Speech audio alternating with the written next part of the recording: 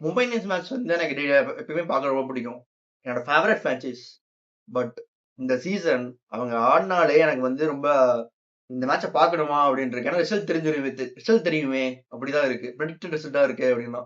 ஏன்னா என் ஃப்ரெண்ட்ஸ்லாம் சொல்லுவாங்க, உங்க டீம் என்ன உங்களுக்கு என்னப்பா கடப்பாடுற என்னப்பா இருக்கீங்க, பவுலிங்ல அவங்க இருக்கீங்கன்னு சொல்லுவாங்க. பட் நான் ஓவர் த இயர்ஸ் பார்த்துட்டு இருக்கேன். சின்ஸ் ஹர்திக் பாண்டியா கேப்டன்சி இருந்தாலும் சரி, அதுக்கு முன்னாடியுமே இந்த 2022 சைக்கிள்ல இருந்து மும்பை 200 ரன்ஸ் மினிமம் கொடுத்துட்டு இருக்காங்க most of the matches.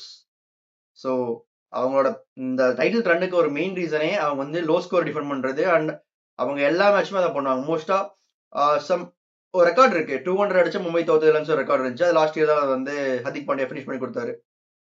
So இந்த மாதிரி ஒரு லைனப், இந்த மாதிரி ஒரு விஷயம் தான் மும்பைக்கு வந்து சக்சஸ். அவங்க வந்து லோ ஸ்கோர் டிஃபெண்ட் பண்ணுவாங்க அண்ட் 200 எப்பயாவது தருவாங்க.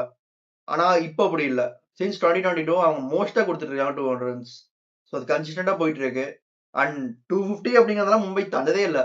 பட் அதையும் வந்து லாஸ்ட் 2 இயர்ஸ் முன்னாடி கொடுத்தாங்க. ஸோ வந்து பவுலிங் தான் மும்பையோட பிக்கெஸ்ட் டைட்டில் ரன்னுக்கான ஒரு சீக்ரெட் வெப்பனா இருந்துச்சு. பட் இப்போ அந்த வெப்பன் வந்து ரொம்பவே டேமேஜ் ஆயிருக்கு. யாரை பிளேம் பண்ணனு தெரியல. ஏன்னா ஹர்திக் பாண்டியா வந்து நான் தான் ரொம்ப பேக் பண்ணேன் டியூ கேப்டன்சி. பட் இப்போ வந்து ஹர்திக் பாண்டியாவும் பேட்டிங்ல எதுவுமே பண்றது இல்ல பெருசா. லைக் ஒரு மேட்ச் அவரே கொண்டு போய் ஃபினிஷ் பண்ணி தர மாதிரி, ஒரு கேப்டன்சி நாக்கு அந்த மாதிரி எதுவும் பெருசா பண்றது இல்ல. அண்ட் அதே மாதிரி அதுக்கு ஏற்ற மாதிரி சப்போர்ட்டிங்கா Surya, Tilak, Bumrah, Rohit and other players எல்லாருமே ஒட்டுக்கா டூகெதரா வர மாட்டாங்க. டூகெதரா வந்தா தான் வின் பண்ண முடியும். இன்னைக்கு பார்த்தா ஸ்கை வந்தன கிளம்பிட்டாரு. திலக்குக்கு டவுன். ஆக்சுவலா திலக் வந்து ருதர்ஃபோர்டுக்கு பதிலா வந்திருக்கலாம். பட் ருதர்ஃபோர்டை டச் பண்ணிட்டாங்க. ருதர்ஃபோர்ட் யாக்கர் வால்ஸ் கண்டிப்பா எல்லாமே. இன்ஃபேக்ட் லாஸ்ட் இயர்ல ஜிடி வெஸ் பஞ்சாப் இதே வைஷக் விஜயகுமார் வந்து ருதர்ஃபோர்டை வந்து சோக் பண்ணியிருப்பாரு யாக்கர்ஸ் வைட் யாக்கர்ஸ் வச்சு. ஸோ யாக்கர்ஸ் வந்து ருதர்ஃபோர்டுக்கு அடிக்க வராது. அவரு ஸ்லாக் தான், ஸ்ட்ரைட்டா அடிக்கிற பிளான் தான். ஸோ அது திலக்கரமா அங்க ரொம்ப நாள் ஆடுவாரு, ரேம்ப்லாம் ஆடுவாரு. ஸோ அந்த இடத்துல ஒரு பிளண்டர் பார்த்தேன். தென் ஸ்டார்டிங்குமே வந்து 2 ஃபாரின் ஓப்பனர்ஸ் ஏன் வந்து ஆடுறாங்க அப்படின்னு எனக்கு தெரியல. அந்த இடத்துக்கு வந்து ஒரு வில் ஜாக்சன் அவைலபிள் இல்ல. பட் இருந்திருந்தா மேபி நமனை ப்ரொமோட் பண்ணிட்டு வில் ஜாக்ஸ் கொண்டு வந்திருக்கலாம். ஸோ அந்த இடத்துல ஒரு சின்ன ஒரு இது இருந்துச்சு. பட் இன்னொன்னு நமனும் குயிட்டன் டிகாக்கும் மேட்ச் கொண்டு வந்துட்டாங்க. அதுக்கப்புறம் ஹர்திக் பாண்டியா செட் பண்ணல, டோன் செட் பண்ணல. அவர் ரொம்ப இழுத்தடிக்க தான் பாக்குறாரு தவிர லைக் 100 மீட்டர் சிக்ஸ் அடிக்கணும் அந்த மாதிரி தான் பாக்குறாரு போல. அது எனக்கு சத்தியமா தெரியல. ஏன்னா எல்லா பாலுமே ரொம்ப பவரா கொடுக்குறாரு. ஸோ இது வந்து அவருக்கு எப்போ அது கை கொடுக்குன்னு தெரியல. பட் பவர் பவர் ஹிட்டிங் எப்பவுமே செட் ஆகாது. நல்ல டைமிங் அண்ட் நல்ல டைமிங் தான் மெயின் முக்கியம்.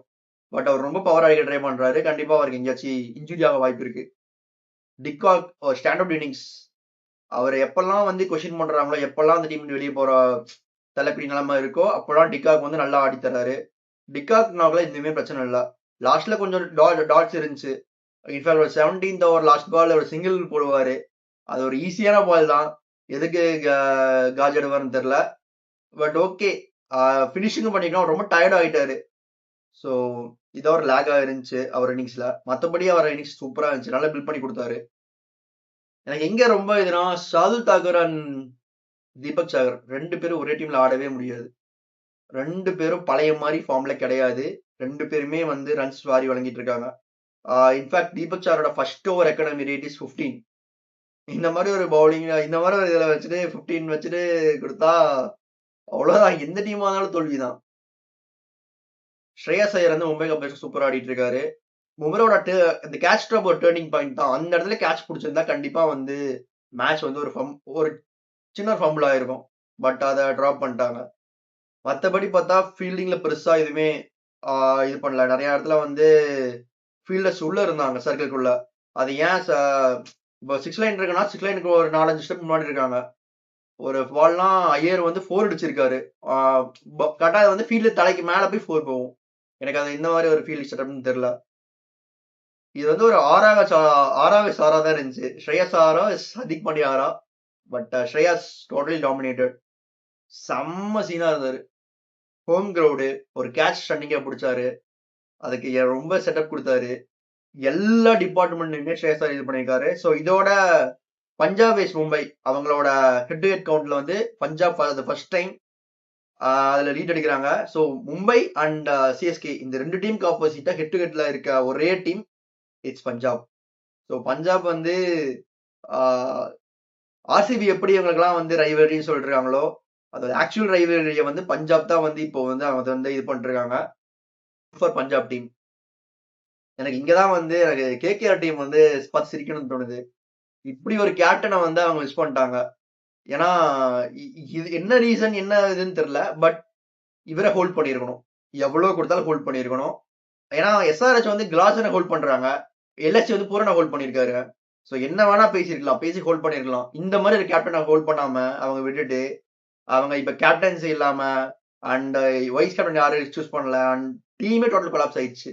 ஸோ கேகேஆரோட பிக்கெஸ்ட் பிளண்டர் இதுதான். எனக்கு தெரிஞ்சு இது ஐபிஎல் பிளண்டராகவே இருக்கலாம்னு நினைக்கிறேன். ஏன்னா அவர் அதுக்கப்புறம் வந்து அடுத்து ஒரு டீம்ல ரன் ஸ்கோரா 600 அடிச்சிருக்காரு. பிளஸ் அவர் ரன்னர் அப்பா இருந்திருக்காரு. இந்த டைமுமே அவர் டாப்பா போயிட்டு இருக்காரு. இப்போ வரைக்கும் லாஸ் ஆகல. ஸோ இந்த மாதிரி ஒரு கேப்டனை வந்து கேகேஆர் விட்டது வந்து எனக்கு ரொம்ப சர்ப்ரைசிங்கா இருக்கு. தெரியல ஆஸ் அ மும்பை ஃபேனா வந்து எனக்கு வந்து மும்பையோட மேட்ச் பார்க்கறதுக்கே ரொம்ப வந்து அப்செட்டா இருக்கு. நேற்று ஈவன் நான் ஒரு 5-6 ஓவர்ஸ்க்கு அப்புறம் எனக்கு ரிசல்ட் தெரிஞ்சிருச்சு. மும்பையோட டார்கெஸ்ட் வெப்பனே வந்து அவங்க பவுலிங் தான். எப்ப அதை ரீகெயின் பண்ணுவாங்கன்னு தெரியல. நான் வந்து இதுக்கு கேப்டன்சி கிளைம் பண்ண போறது இல்ல. ஹர்திக் பாண்டியா இதான் ரோஹித் சர்மா தான் கொடுத்துருக்கணும், கேப்டன்சி மாத்தணும் அந்த மாதிரி சொல்ல போறது இல்ல. சம்பவ் அவங்களுக்கே தெரியும் எது கட்டாதல ஃபிக்ஸ் ஆகணும் அப்படின்னு. But it's too long. ஏன்னா 33 மேட்ச் ஆடி இருக்காரு Hardik Pandya as captain for Mumbai Indians. And he won around 14 matches. So 19 loss நேத்தோட சேர்த்தி.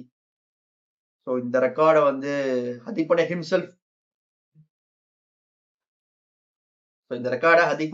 Want to do something. அவர் ஸ்டெப் அப் ஆகணுமா, டீம் கூட பேசணுமா, அதெல்லாமே பண்ணணும். Bowling really fed up. ஏன்னா few years back Rohit Sharma ஒரு டீம் வச்சு அவங்க வந்து குவாலிஃபை கொண்டு வந்திருப்பாங்க. Like Jason பெவரன்டாப், Chawla, Jordan, Akash மதுவால், Kumar Karthikeya இந்த மாதிரி ஆள் வச்சு கொண்டு வந்திருப்பாங்க. அவங்க கூட இன்ஃபேக்ட் சம் மேட்சஸ் எல்லாம் வந்து 200 கண்ட்ரோல் பண்ணியிருப்பாங்க. பட் இப்போ அது கூட முடியல. இவ்வளோ லைனப்ஸ்ல இவ்வளோ பெரிய பிக் நேம்ஸ்லாம் இருக்கு அப்படின்னா something is harsh on Mumbai Indians. அவங்களோட மேனேஜ்மெண்டாலும் சரி, அவங்க கேப்டனாலும் சரி, எதுவும் சரியா இல்லை.